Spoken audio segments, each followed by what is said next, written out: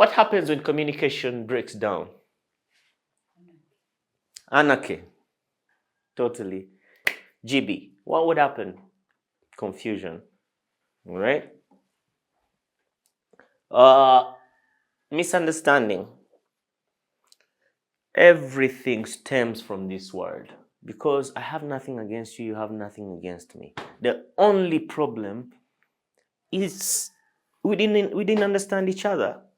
And just from that small thing, something else cropped up. I probably said something else that you didn't understand, or you misunderstood my tone, or something else cropped up.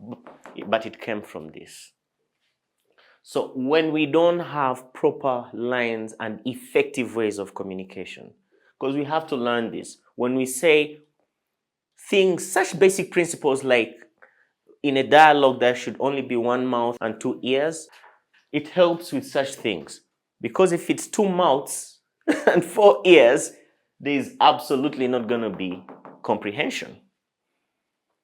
All right? Listen, understand, interpret, ask before you opinionate.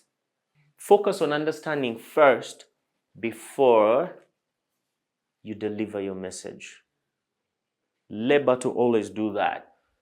Distrust, obviously. This is going to crop up when there's no communication because there's not going to be productivity. Stress, obviously, because work is not getting done. Without communication, there's just not going to be work, by the way. Whatever work is going to come is going to be terrible work. And then with terrible work, it's only a matter of time and then there will be no work at all. That's the trend. All right? So communication is really key to give us understanding, trust, and also to take away the tension that we don't need around the workplace. We need to work smoothly. Office politics come out of this stuff. People escalate things out of nothing, all right? So we don't want to get into such stuff. Reduced creativity. When communication breaks, there's no creativity because there's total disinterest. I don't want to work with you anymore. It's stressing me to work with you. I'm just going to end up doing something else. And before you know it, there's nothing here. Of course, poor client service. Because everything we're doing it for clients. So if we don't have results to take back to the clients, then we don't have anything. We don't have a service, all right? It's either poor or no productivity. That's what comes out of broken communication. So, I have a question for you. Think of a time when poor communication affected CTA. What could have been done differently? Has there been a time when there was poor communication around here? Sharp discussion real quick and then we proceed. Yes. When we changed the payment process, the BA payment process. Oh, yeah. Thank you. What I can say to that is the first thing is people, obviously, in any case. So if there's even a thing to resolve as well, it's with people that you resolve it, not alone. So it's communication with your key people, the coalition people. You have your coalition. Every task has a coalition team within itself. So here I think it's the team of supervisors. That's your coalition team. And then the way you communicate, what you want to communicate. First off, the strategy that you had to resolve is something else. That's something that you discuss together with your people because they know better. Even your Gemba helps you, etc. Now, after creating that strategy, the way you lay it down to your people such that they champion it further down, they cascade it down further, is where your leadership comes through under the docket of communication, right? Okay. All right. Emotional intelligence in leadership. This is the elephant in the room. Because every one of us, it's almost as if second nature. You don't want to listen to the other person's issues because you have your issues. It's just the way it is, isn't it? I have my issues and I can't deal with your issues. That's total lack of emotional intelligence. Let's look at it a little bit more critically. Great leaders manage emotions before they manage people. When someone says you're managing me, it's not really a positive phrase. And yet it's a thing we are expected to do as leaders, right? We're expected to manage people and situations. Most of the time, you'll find that the most professional people are actually not emotional. You'll find. But I'm not saying that that's what you should expect. As a leader, expect to meet emotional people as well, and you should know how to handle them. Because your core job as a leader is to manage, is to handle people. The first job, anyway. Because a leader's responsibilities are not given to them. A leader picks their responsibility. That's why we are leaders here. But as you pick your responsibilities, you know that you're going to fulfill these responsibilities using people. You must expect them to be emotional, and you must be ahead of them when they're emotional. So there are 4 pillars to that. For you to manage the emotions of others, the first thing is self-awareness.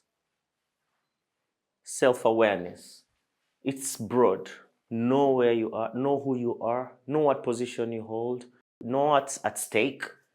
All these are things that disappear once you get emotional.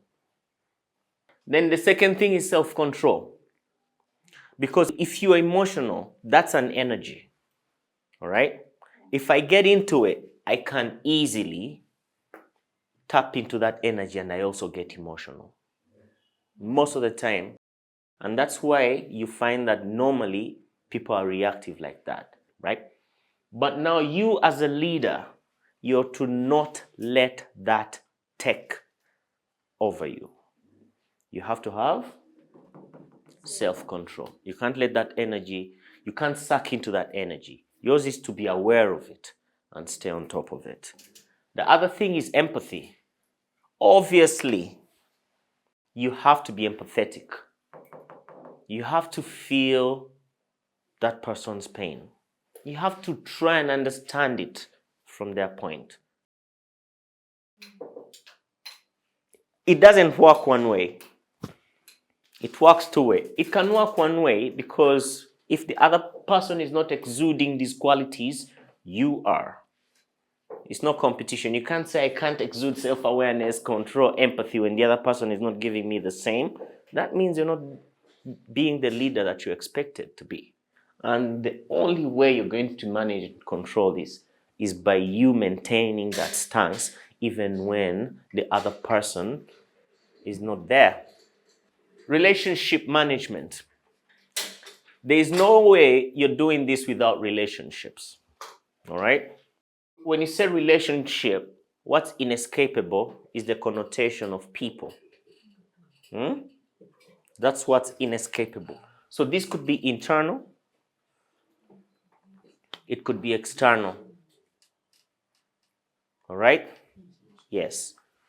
So I want us to remember something crucial here. Read it out loud together. Respond instead of react. Most of the time we are responding. Rather, we are reacting. I know myself so much to react, by the way. I might be your leader here, but I know that I react a lot. And I always try to bring myself out of that place such that I respond instead. All right? Okay? If you come to me, blowing up and everything, if I suck into your energy, I'm going to react. If I don't let that energy get the best of me, then I'm going to respond. All right? A response is smart. This is when someone is coming to you with tensity, let me say. What do? Pause. Don't rush. Especially when you feel it's challenging you. Those are the moments the most. They're not easy, but as a leader, you have to find those moments when you're really challenged and you're boiling. That's when you're expected the most to pause and take a breath. You have to pause. You cannot not pause. And once you pause, you're allowing this brain to not react by that, but to move broader and think about the entire situation, such that you can put that information onto your broad motherboard of information and see what it actually means. If you don't do that, you won't see it objectively, but you have to pause and then think. After thinking, then you will come up with the best words to say to calm that person down, to show them what they need to do, to work together. It cannot come any other way outside of this, because otherwise you're just going to react. Comprende? All right. How do we handle conflicts professionally? Conflicts are continuously going to happen around the workplace because of those little misunderstandings.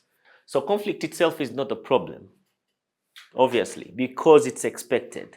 In any case, if there is no conflict, then the place is pretty much dead, because we need to challenge each other. But most of the time, it's when we are challenging each other that we misunderstand the challenges and a lot of things spark up. Belittle that situation and call it a mere challenge. And then put a smile on your face, because now you have work to do in the leadership docket. Your work is not just to deliver reach to your clients. Your work is also to develop yourself and the people around you. And you're not going to do that without leadership.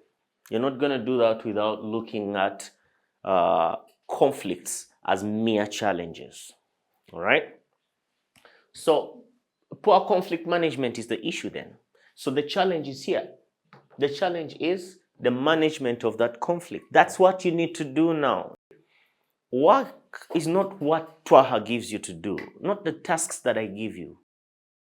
As a leader, you must be able to understand what's in front of you and call it work. This is the work that I have to do right now. So conflict resolution is the work you have in front of you right then at that point as a leader. When disagreement happens, don't listen to say why. We don't want that around here. Even if we don't. Even if we don't want that around here, you have to first listen empathetically, all right? Focus on the issue, not the person. You're here with the situation, so let's see what this issue is. Most of the time, people take things personally and they focus on the person. Avoid assumptions. This is so common. We are always assuming because of patterns from before, history, experiences, in every moment of conflict, unlearn everything and learn afresh, basing 100% on that conflict. No assumptions. That's how you're going to get to the bottom of everything. Then speak respectfully. You're not going to get the respect back if you don't respect the other person. You have to respect each other. So respect yourself and then respect the other person. Speak with respect. If I ever speak to any of you without respect, you have to let me know. I'm sure I speak to all of you with respect. That's the same thing you need to do. Look for common ground. The common phrase, especially during that conflict, with the person that you're in that conflict with, is what should we do? How can we resolve this?